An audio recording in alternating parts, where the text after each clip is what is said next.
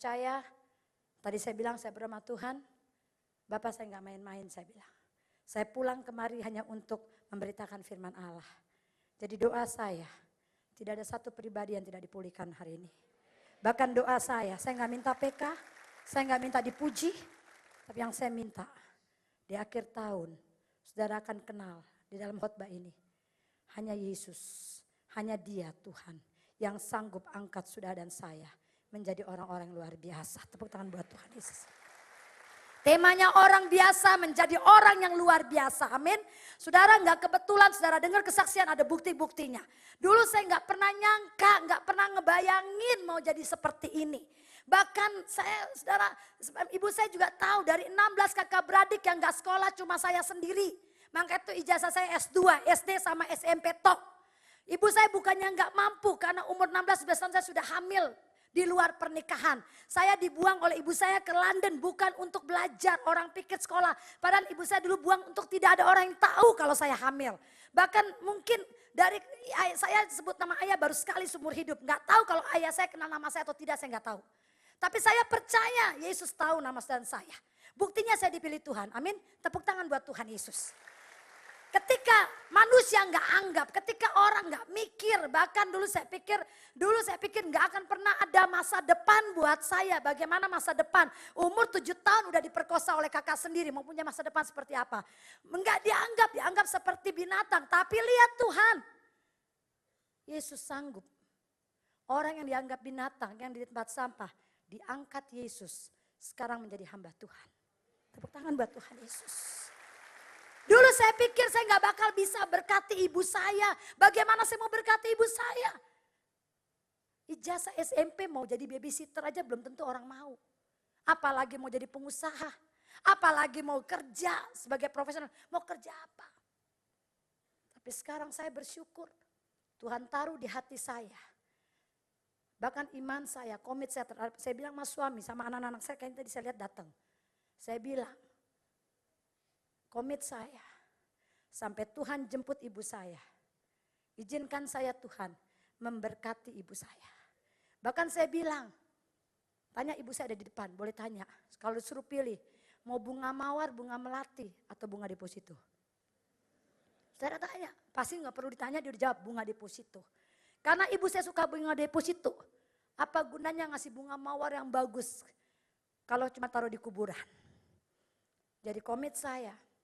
Tuhan izinkan saya memberkati. Saya mau kasih bunga deposito ke ibu saya. Amin. Selama dia hidup, kerinduan saya. Nanti malam saya berangkat dengan ibu saya ke Jepang. Saya percaya. Selama orang tua saudara masih hidup, dipercayakan Tuhan. Pakai waktu sebaik-baiknya untuk memberkati orang tua saudara. Amin. Dan yang tadinya mungkin ibu saya juga gak nganggep. Mungkin ibu saya pun gak pernah berpikir. Kalau Allah mau pakai saya untuk memberkati hidupnya. Mungkin ibu saya pun gak pernah berpikir. Kalau Tuhan izinkan saya untuk ngurusi ibu saya. Tapi Yesus lihat. Lihat Tuhan, dulu saya pikir ibu saya tega banget. Umur 17 tahun. Saya ditaruh di Eropa tanpa uang, 5 pound sterling. Dalam keadaan hamil 6 bulan.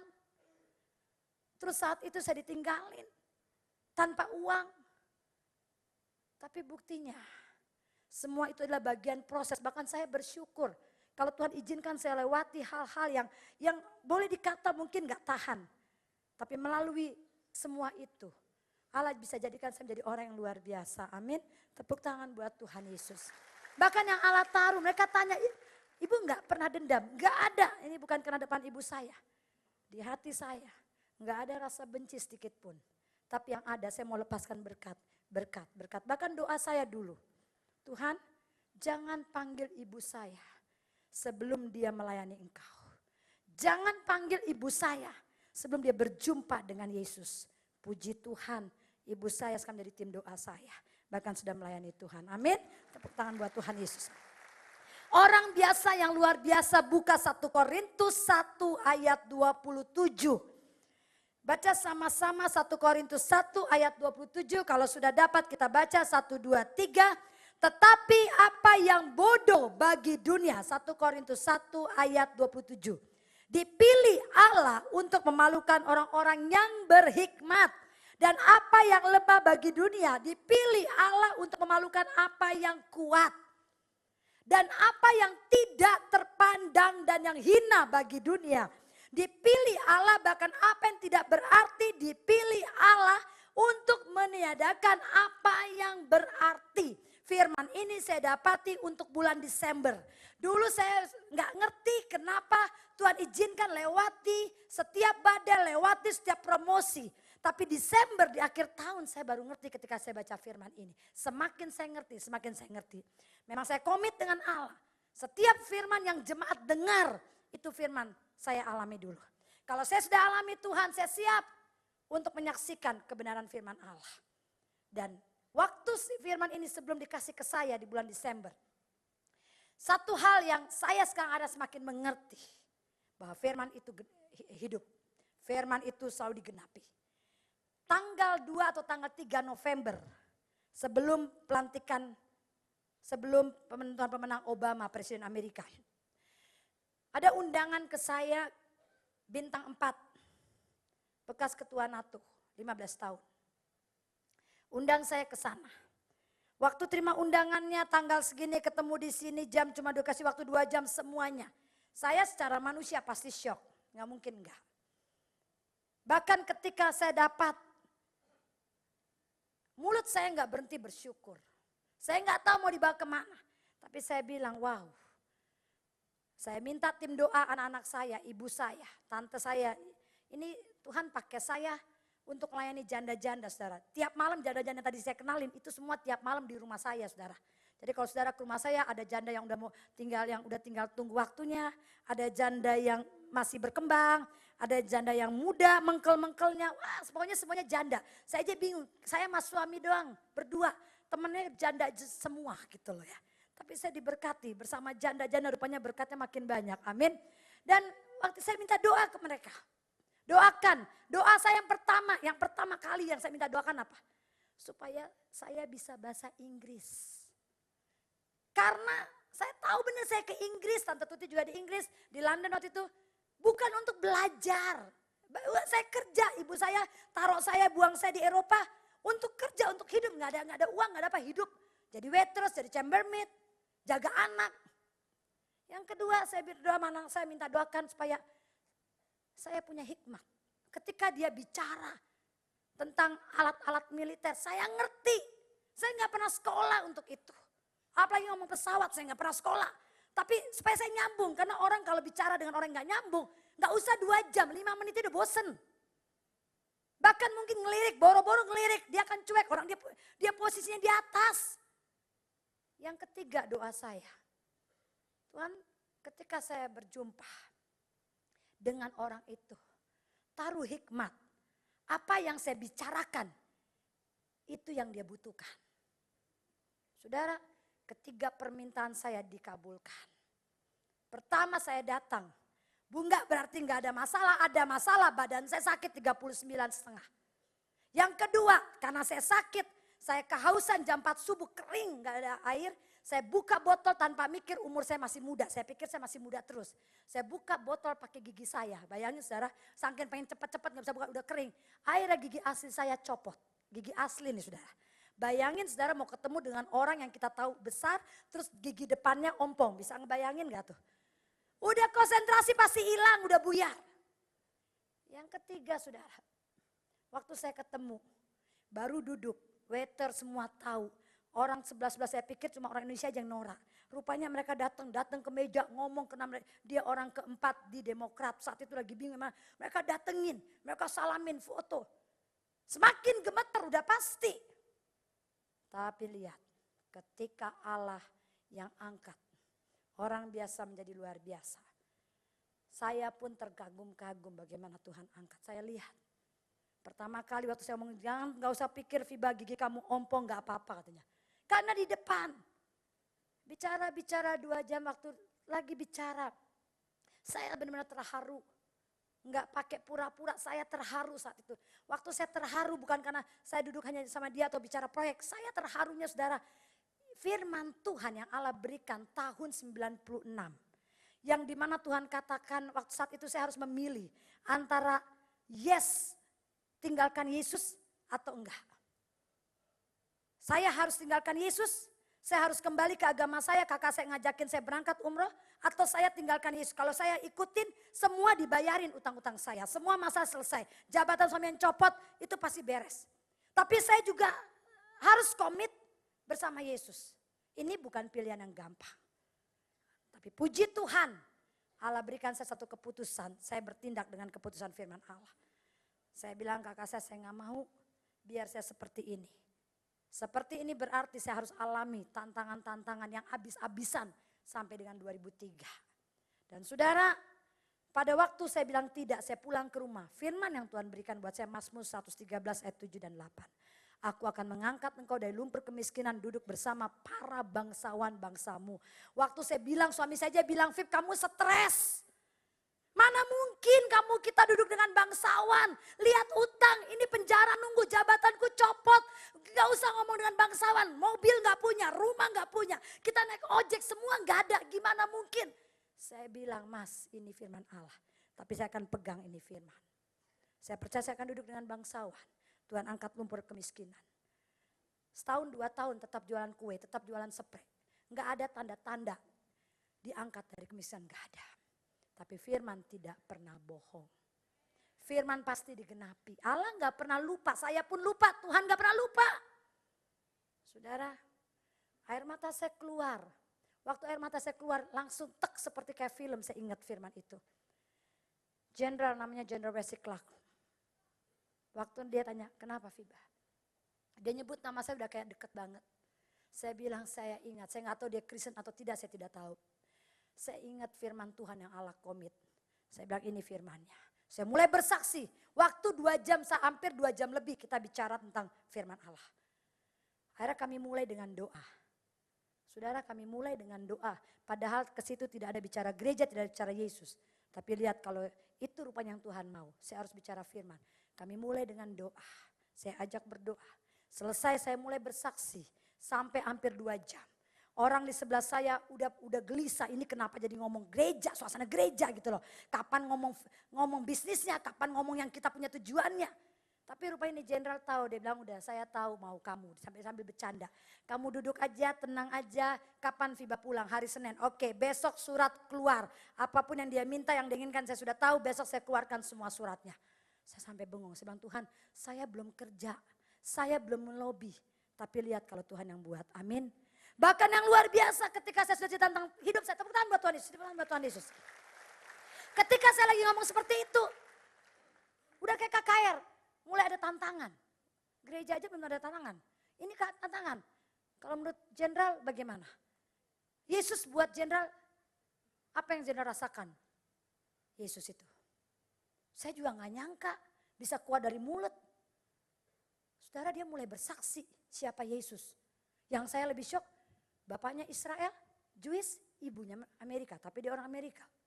Dia mulai cerita Yesus. Waktu dia mulai cerita Yesus, namanya bintang 4, dia tahan air matanya. Tapi kan air mata ditahan kalau namanya Roh Kudus gak bisa. Tes keluar. Selesai saya bilang, wah udah kena nih. Langsung kata orang marketing langsung touch, tag, nembak jantungnya. Kalau dia udah ketembak, udah kena jantungnya, air mata keluar. Ya tanda tangan tinggal tanda tangan. Amin. Udah gak pakai panjang-panjang, udah gak pakai presentasi, udah bicara touch, udah bicara hatinya. Dan benar saudara. Langsung berubah suasana kekeluargaan. Langsung berubah. Dia bilang, ayo bukannya saya yang minta foto, kan harusnya saya minta foto. Ini baru nih kali saya lihat jenderal agak norak dikit. Dia yang minta foto, amin. Tepuk tangan dong buang Tuhan Yesus. Ayo Fiba kita foto, foto. Fotonya ada, kalau saya pasang foto, ayo kita salaman, berarti kita udah done. Saya bilang, saya ngomong aja belum, udah pakai dan. Lihat Yesus. Yang bukan siapa-siapa. Ijazah cuma S2, Bapak Ibu. Cuma sampai SMP toh. Bahasa Inggris masih ceplok-ceplok. Tapi lihat kalau Tuhan bahkan ketika dia bilang pengusaha-pengusaha China yang datang ke Amerika. Sebelum mereka invest, mereka harus bayar $450.000 untuk masuk West Point. Kursus dulu 10 hari, hampir 10 ribu. Terus saya bilang, gimana nih saya gak bakal bisa masuk ijazah. Gak usah takut, kapanpun kamu masuk kamu bilang saya. Wow, saya bilang, Tuhan luar biasa. Bahkan terus udah lupa kalau giginya ompong saudara. Ngomong udah santai, udah kayak gigi lengkap aja deh. Emang kalau Tuhan yang buat ajaib. Orang yang bodoh ini Alkitab yang bilang. Dan ini saya alami, orang yang bodoh. Ibu saya pun tahu, ijazah SMA aja gak punya. Orang yang bodoh, Allah izinkan duduk dengan bintang 4. Yang bukan, ketemu SBY aja saya gak pernah. Ketemu pernah duduk berdua sama-sama dengan, ini gak pernah. Kalau Allah bisa izinkan, lihat. Bahkan lemah, boro-boro ketemu. Dari mana? Networknya dari mana? Dianggap aja enggak. Ini tante saya, ini tante Tuti tahu bener. Dulu ya tante Tuti ngerti, ngeliat saya tuh bandel banget. Nggak punya masa depan. Wah kalau dia cerita nggak punya masa depan, dia marah banget sama saya. Anaknya dia, wah segala macam. Dipandang aja enggak. Diperhitungkan apa lagi. Tapi firman, lihat saudara firman. Sekarang saya ngerti hari Natal kenapa Yesus datang ke dunia. Kalau Yesus nggak datang ke dunia, hanya orang-orang, masa hanya orang-orang yang punya duit, hanya orang-orang yang pintar, hanya orang-orang yang terpandang, hanya itu yang lain kemana? Tapi Yesus datang, yang nggak dianggap oleh manusia, yang udah dianggap sampah, dia pilih. Yang lemah, yang bodoh dia angkat. Nah kalau orang lemah, orang bodoh, orang yang nggak penting, nggak pinter aja bisa diangkat. Apalagi Bapak Ibu yang hebat-hebat. Pasti menjadi orang yang sangat super luar biasa. Tepuk tangan buat Tuhan Yesus. Kenapa Allah lakukan ini? Kenapa Yesus datang di tempat yang paling hina, gembala yang gak pernah diperhitungkan. Tapi dia sekarang menjadi pembicaraan semua dunia tentang gembala. Daud, saudara lihat. Bapaknya aja gak nganggep siapa Daud, ternilai pun tidak. Tapi lihat Tuhan angkat, lihat saudara. Kenapa Allah lakukan ini? Rahasianya ada di ayat 29 ya. Coba baca baik-baik. Supaya jangan ada seorang manusia pun yang memegahkan diri di hadapan Allah. Kenapa timbul berbagai macam bahasa? Karena manusia semakin sombong. Ketika mereka mau bikin menara Babel supaya bisa nyampe sama ke atas dengan Tuhan. Dibongkar. Timbul bahasa-bahasa. Gak pernah nyampe ke atas. Karena sombong. Allah izinkan ini supaya dunia bisa melek. Bahwa bukan hanya dunia yang bisa mengatur dunia. Tapi ada Allah, ada Tuhan, ada Yesus. Dia Tuhan yang gak dianggap oleh dunia. Ketika Allah pilih, Allah bisa angkat. Hari ini, mereka yang merasa disisihkan. Yang merasa gak punya masa depan. Yang merasa kayaknya hidupnya berantakan. Dengar baik-baik firman Tuhan. Allah pilih saudara. Allah pilih saya. Allah angkat. Apalagi yang hebat. Gak ada alasan untuk hancur. Tuhan angkat dia. Pertanyaannya sekarang. Dia Tuhan tidak hidup sulap-sulapan. Hari ini dipilih, besok berubah menjadi luar biasa. Bukan cara kerja Tuhan kita seperti itu. Cara kerja Allah ketika dia pilih, dia proses, dia bentuk. Dulu saya sempat komplain. Kenapa saya harus lahir? Ayah saya istrinya 4, kenal nama saya juga enggak. Umur 7 tahun diperkosa, 17 tahun hamil, dibuang, sekolah enggak kelar, enggak pegang uang, segala macam. Dulu saya komplain, saya hidup seperti ini. Dari pagi kerja untuk izin tinggal di Inggris visa.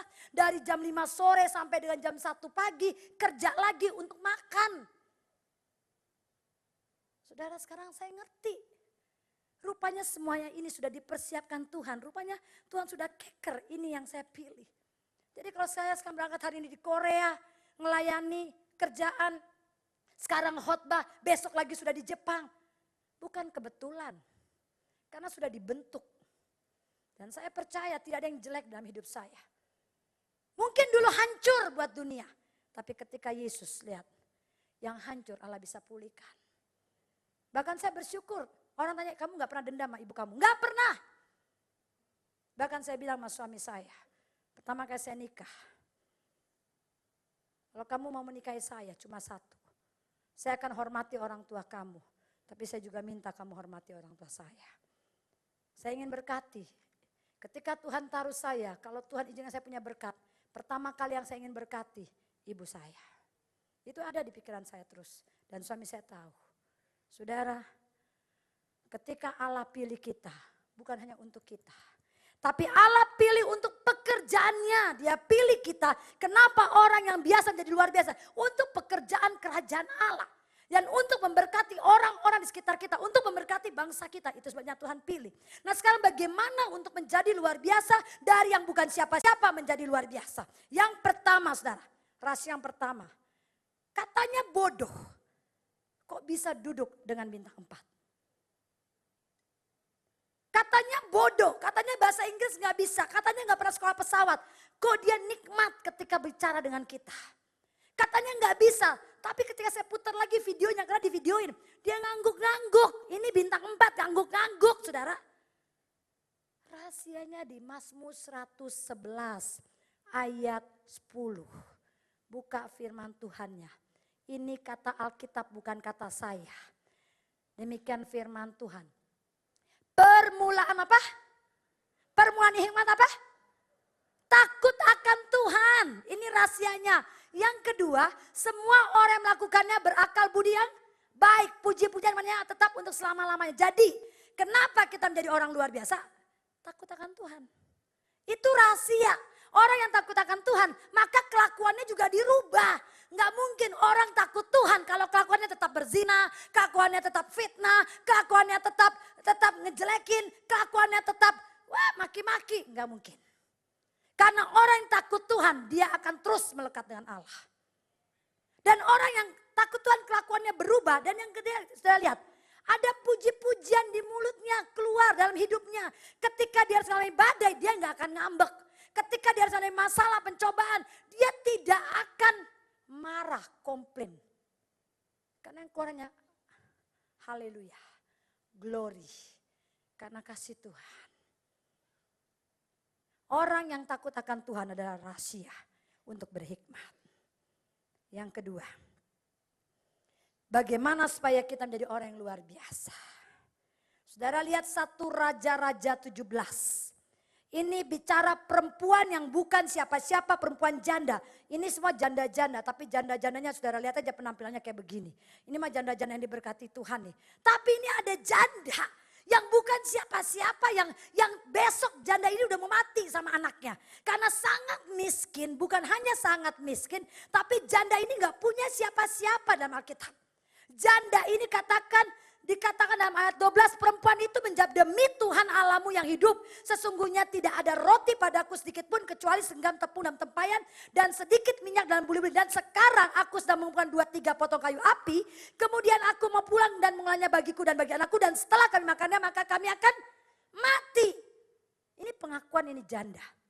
Bukan siapa-siapa, ini perempuan. Tapi perempuan yang bukan siapa-siapa, Yesus pakai untuk memberkati seorang hamba Tuhan yang luar biasa yang namanya Elia. Bahkan Elia dikatakan bersiap Elia. Untuk ketemu janda yang biasa-biasa, Tuhan udah bilang Elia siap. Kamu akan diberkati oleh janda. Tuhan gak bilang janda miskin, orang janda. Ketemu jandanya miskin banget. Janda yang bukan biasa, bukan siapa-siapa, namanya nggak dikenal, bahkan janda ini nggak punya apa-apa. Ketika Allah pilih memberkati hambanya, janda ini menjadi wanita yang luar biasa. Kenapa? Yang pertama, yang tadi dia bilang tepungnya habis, ekonominya dilipat gandakan Tuhan. Ayat 16-nya, tepung tidak habis-habis sampai hujan turun. Dia lihat mujizat yang harusnya tepung habis, besok mujizat tepungnya nggak habis-habis. Yang kedua, janda ini ayat 19-nya, anaknya sakit, mati, gak bernafas lagi. Tapi ketika Elia berdoa, janda ini lihat mujizat. Mujizat pertama terbesar, orang mati hidup lagi. Di janda di Sarfat. Pertama di Alkitab.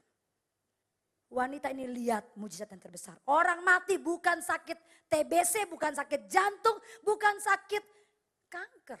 Tapi mati, hidup. Yang ketiga, kenapa wanita ini luar biasa? Wanita ini ketika dia nikmati berkat Tuhan, dia langsung bisa bersaksi, bisa berkhotbah. Ayat 24 coba lihat. 1 ayat 17 ayat 24 lihat. Kemudian kata perempuan itu kepada Elia, Sekarang aku tahu bahwa engkau abdi Allah dan firman Tuhan yang kuucapkan itu adalah benar. Ini kesaksian cuma bicara ini loh Tuhan kita, ini loh firman benar, ini loh Yesus. Dan ini ada pada wanita itu. Dia langsung bersaksi, dia langsung berkhotbah saudara. Bukankah dia luar biasa? Tepuk tangan buat Tuhan Yesus. Nah kalau janda yang sangat miskin yang udah tinggal tunggu mati bisa dipakai Tuhan, apalagi saudara saya. Rahasianya apa? Rahasianya yang pertama, janda ini dengar firman. Ayat 14, beginilah firman Tuhan. Tepung dalam tempat yang tidak akan pernah habis. Waktu dia dengar. Yang kedua, percaya enggak? Janda ini percaya. Kenapa dia percaya? Ayat 16, lalu pergilah wanita ini. Itu sebabnya, itu orang percaya bertindak. Yang keempat, dia pergi bertindak karena apa? Dia tahu ada kesempatan untuk hidup. Dia tahu benar besok dia mati. Tapi ketika Elia datang, Elia katakan tepung gak akan habis. Berarti dia bisa hidup. Nah saya lihat janda ini punya suatu pedagang yang hebat buat saya. Kalau dia dikasih pekerjaan pasti sukses. Kenapa? Dia tahu besok dia mati. Kalau Elia minta tepung, seandainya tepung itu gak berlipat, toh juga mati. Tapi minimal ada kesempatan untuk hidup buat dia. Kenapa saya gak coba? Kenapa saya gak coba? Mau mati sekarang, mati besok sama-sama mati. Tapi saya coba. Tapi ini kesempatan untuk hidup. Ya udahlah, nih tepungnya ambil Elia, ambil. Mau saya mati sekarang gak apa-apa. Toh besok juga saya mati, cuma beda sehari. Ini kesempatan. Banyak orang gagal untuk jadi orang luar biasa. Kenapa? Kesempatan depan mata gak diambil. Tunggu terima Yesus kalau saya kaya. Tunggu terima Yesus kalau anak-anak saya dosa. Tunggu terima Yesus kalau proyek saya goal. Saudara kesaksian teman saya. Tunggu orang Manado Kristen. Tunggu kalau begini. Malam-malam jam 11 dia ke ATM di kampung ini. Dia ke ATM jam 11 anak istri nunggu di luar. Waktu dia ambil ATM padahal keselamatan sudah ditawarkan. Kadiknya datang untuk doakan dia. Nanti saya masih bilang ambil ATM. Dia mau nyebrang mobil Avanza dengan kecepatan kencang sekali nabrak dia keguling-guling. Mati gak napas, sudah selesai namanya orang mati gak napas ya. Mati saudara, anak sama istri ngelihat kesempatan lewat.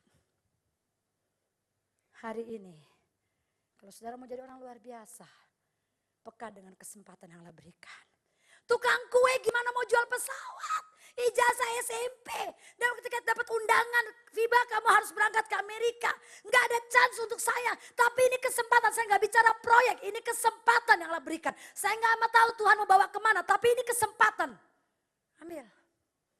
Masalah gak bisa bahasa Inggris. Masalah ntar mau bagaimana itu belakangan. Tapi Allah tidak pernah tinggalkan anak yang berharap kepadanya. Amin. Kalau Allah sudah berikan bertindak. Amin. Tepuk tangan buat Tuhan Yesus. Yang ketiga. Bagaimana supaya saudara dan saya bisa menjadi orang yang luar biasa. Benar Tuhan pilih kita. Tapi untuk menjadi luar biasa, Allah cari orang-orang yang ulet. Allah gak cari orang yang cengeng. Coba perhatikan Kejadian 26. Ishak terima janji Tuhan langsung dari bapaknya ke anaknya, masih fresh, benar-benar masih boleh dikata 99,9%. Tapi lihat, Allah juga gak main-main ketika Tuhan berjanji. Ishak juga mengalami pada waktu Allah izinkan Ishak hidup di tengah orang-orang Filistin. Dia sudah gali lubang air untuk bikin sumur, dia udah gali. Udah capek, tenaga, uang, waktu semua dihabisin untuk gali. Supaya berkat air keluar, sumurnya keluar. Waktu sumur keluar datang musuh. Ini punya saya, bawa sini. Ishak cuma nengok, dia jalan lagi. Oke, kalau punya kamu ambil. Ayo semua gali lagi. Gali sumur, keluar tengah waktu. Udah keluar air. Ini datang lagi musuhnya. Ini punya saya, diambil lagi. Ishak jalan lagi. Mulai gali lagi. Terus, ini punya saya. Dia jalan lagi. Saudara, saya sampai mikir, Ishak ini kan Abraham, Ishak kan tinggal Tuhan katanya mau diberkati. Katanya Tuhan bersumpah. Katanya dia tidak ucapkan seperti itu saudara. Dia terus gali. Sampai udah dapat air lagi. Digali, diambil lagi. Akhirnya yang ngambil juga bosen saudara. Tuhan berkati, Tuhan lihat ini orang ulet banget. Udah gali, udah diambil, ditipu, difitnah. Tetap aja kerja, tetap kerja. Tuhan bilang udah waktunya deh, Rehobot keluar, air keluar. Waktu Rehobot keluar, Musuhnya Abimelek bilang, aduh memang kamu orang yang diberkati Tuhan. Setiap kamu gali, ku berkat keluar. Ya udah deh, saya nggak berani ganggu. Kita damai ya, damai. Sekarang silakan. Tuhan bilang belum cuma sampai situ. Ayo Ishak gali lagi, keluar lagi. Betsheba, lebih banyak lagi berkat. Berarti Allah cari orang-orang yang ulet. Karena kalau dia ulet, maka dia akan menjadi orang yang semangat. Nggak ada orang ulet, letoy nggak ada. Semangat. Dan orang yang semangat adalah orang yang nggak pernah ngeluh. Kalau orang ngeluh nggak akan pernah semangat, capek. Dia akan lihat. 2013 ada next level. Berarti ada tangga lagi harus saudara jalan. Pernah mikir nggak kenapa sih saya harus dibawa ke next level? Kenapa sih harus dibawa ke tangga? Saya tinggal di lantai 36 di Mega Kuningan. Sekarang saya ngerti kenapa kita harus bawa tangga yang tinggi. Waktu saya depan saya ada Ritz-Carlton Hotel. Waktu saya lihat hotel Ritz-Carlton, wow megah bener. Waktu saya lihat Ritz-Carlton Marriott, wow megah banget. Oakwood megah bener. Tapi ketika saya di atas lantai 36, yang namanya wow itu udah gak ada lagi. Kolam renang yang saya lihat panjang, kolam renang Oakwood. Dari atas saya lihat biasa aja. Berarti kalau saudara mau lihat masalah-masalah saudara biasa, memang harus naik ke level yang lebih tinggi. Supaya bisa lihat masalah itu biasa. Tapi untuk naik ke level yang lebih tinggi, perlu waktu, perlu tenaga, perlu harga, perlu saudara rasa capek, letih. Karena akan naik lebih tinggi lagi. Dan yang berikut, berarti orang yang luar biasa. Seperti Ishak tidak putus asa. Orang yang ulet. Orang yang suka mengalah. Dia ambil silakan, sabar nih orang sabar. Dia ambil. Kalau kamu mau silakan ambil, walaupun nyakitin ambil. Saya punya Tuhan yang bisa, mau batu kalau Tuhan udah berkati bisa menjadi berkat. Kau ambil silakan. Dan lihat berkat. Orang pilihan Tuhan hidupnya dengan berkat. Mau jual kue diberkati, mau jual spray diberkati, mau jual apa aja diberkati. Dan yang berikut, bagaimana menjadi orang luar biasa. Orang luar biasa. Enggak tiba-tiba hari ini Tuhan saya aminkan. Saya akan menjadi orang luar biasa. Besok keluar dari gedung ini, nanti keluar dari gedung ini. Besok tiba-tiba, wow Ibu Fiba saya luar biasa.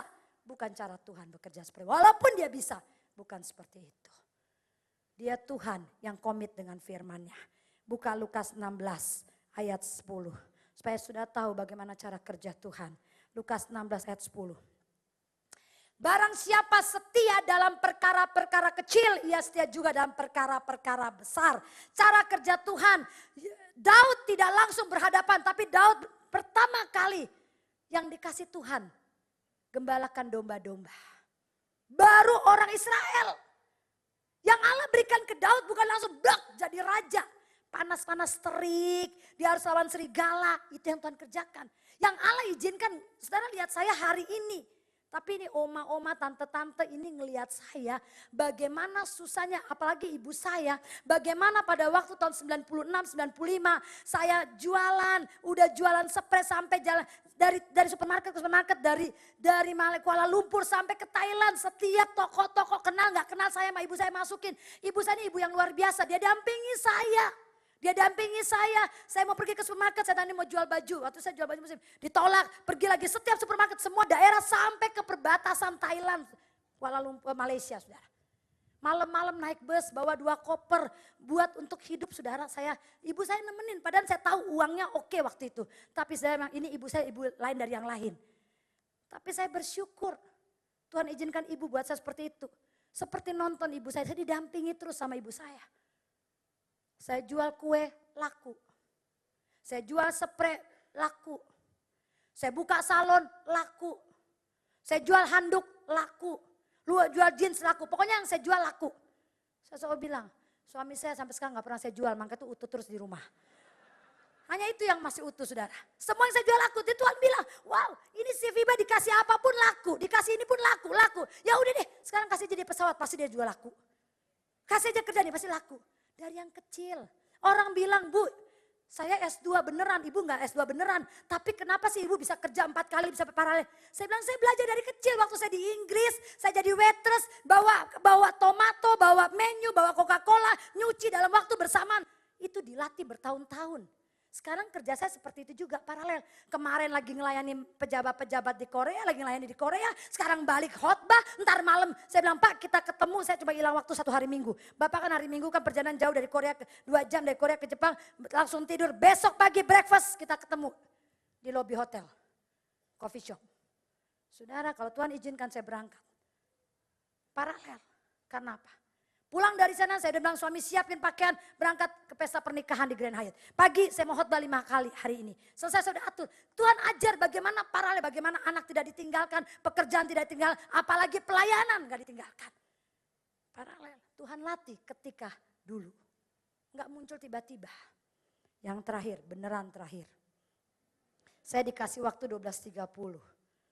Anak-anak Tuhan harus on time, jadi ini on time nih. Yang terakhir. Bagaimana untuk menjadi orang yang luar biasa.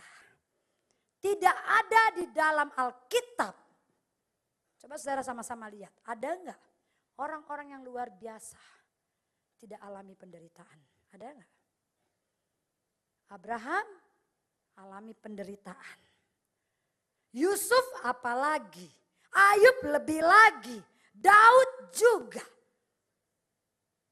Semua alami. Daniel, Sadrak, Mesak, Abednego gak usah diomongin. Mereka nyawa. Gak usah jauh-jauh, Tuhan Yesus. Tuhan datang ke dunia jadi manusia, ngalami penderitaan. Masa kita gak mau alami? Masa kita milih-milih pengen luar biasa Tuhan. Pengen naik ke next level, tapi kalau boleh sulap-sulapan. Gak usah lewati tangga, terbang dari lantai 1 blok di lantai 36. Nanti orang takut disangkanya tuyul. Saudara lihat, orang-orang yang luar biasa dia harus siap.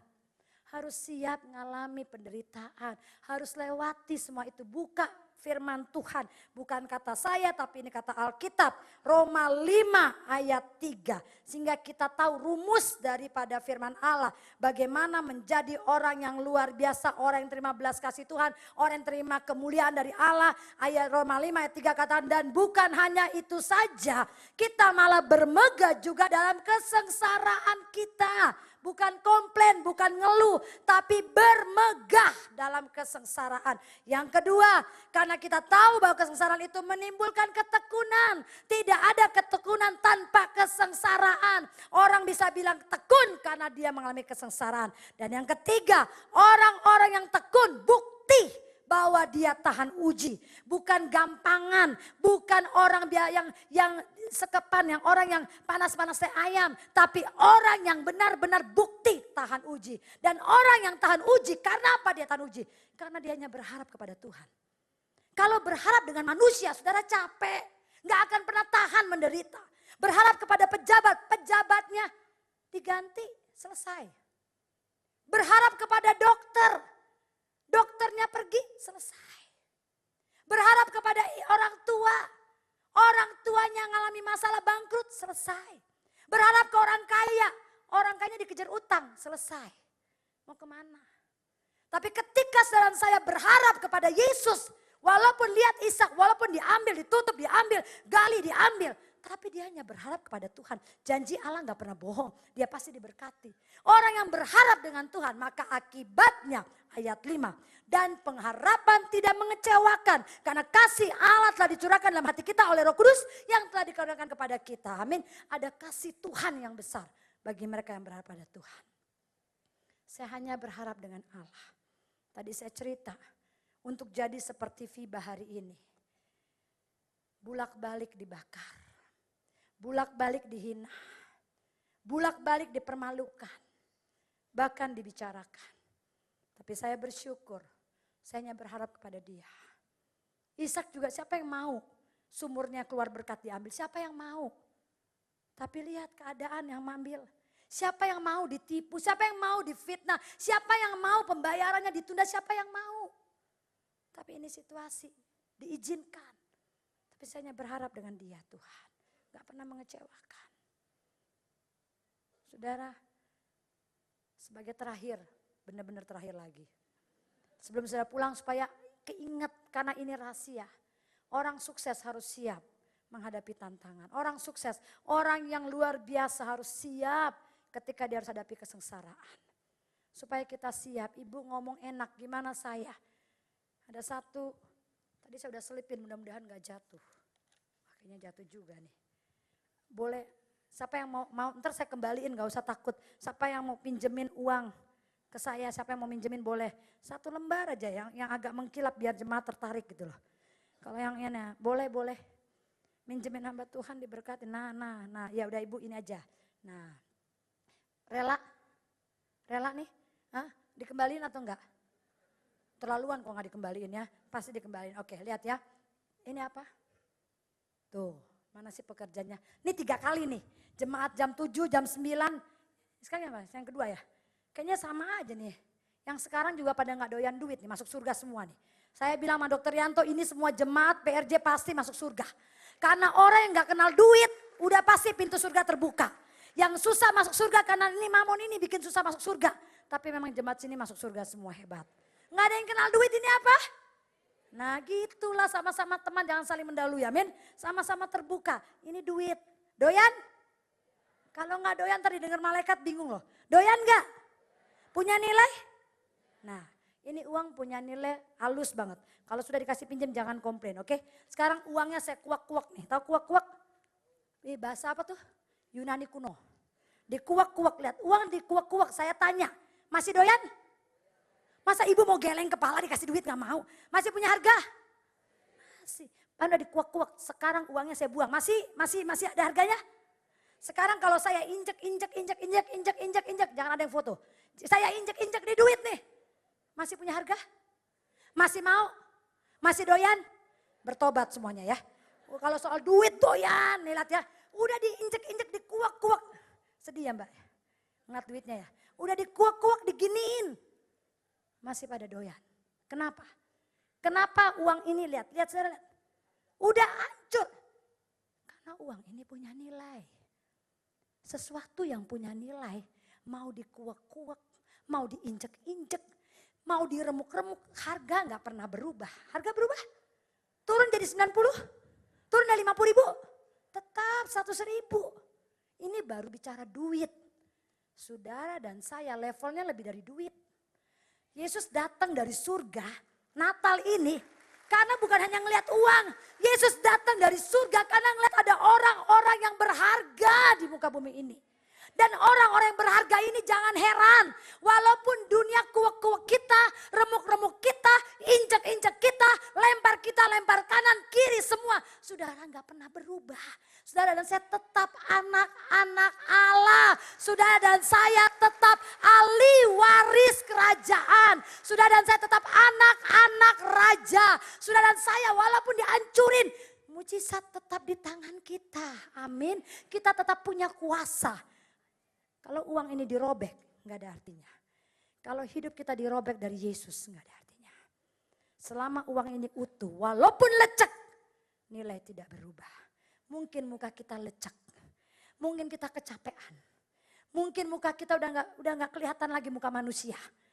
Tapi nilainya nggak pernah berubah. Nilai saya tetap Fiba Afan, nilai saudara tetap ahli waris kerajaan Allah. Bangkit berdiri, kita berdoa.